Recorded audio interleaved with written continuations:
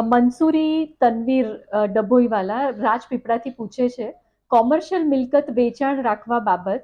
Rajpipla main બજારમાં જે આ કોમર્શિયલ મિલકત આવેલ છે તેમાં ટોટલ કુલ 4 શોપ આવેલ છે અને 2 શોપમાં જૂના ભાડુઆત વર્ષોથી આવેલા છે અને તે મિલકત આખી વેચાણથી આપણે રાખવી હોય. જૂના ભાડુઆત સાથેનો આપણે વેચાણ દસ્તાવેજ બનાવતી વખતે ભાડુઆતનો લખાણમાં ઉલ્લેખ કરી શકાય ખરો?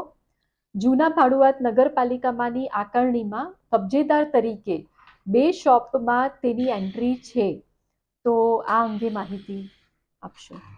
મંસૂરીભાઈ, આપ મિલકત ખરીદો છો, આપને સંપૂર્ણ જાણકારી છે કે 4 દુકાન છે, એમાંથી 2માં ભાડું જ છે અને 2 ખાલી છે.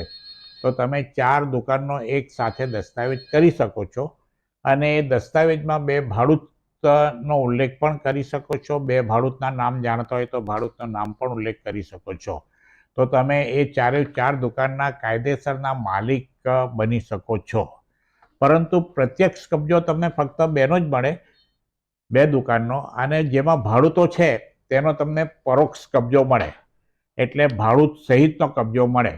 એ દસ્તાવેજ કર્યા પછી તમારે તમારા જે ભાડૂતો છે તેને એટોનમેન્ટ નોટિસ આપવી પડે કે આ જગ્યા મેં આ દસ્તાવેજથી ખરીદી કરી છે અને આજથી હું એનો માલિક થયો છું, તો હવેથી આ મિલકતનો વહીવટ કરવાની સંપૂર્ણ સત્તા મને પ્રાપ્ત થઈ છે.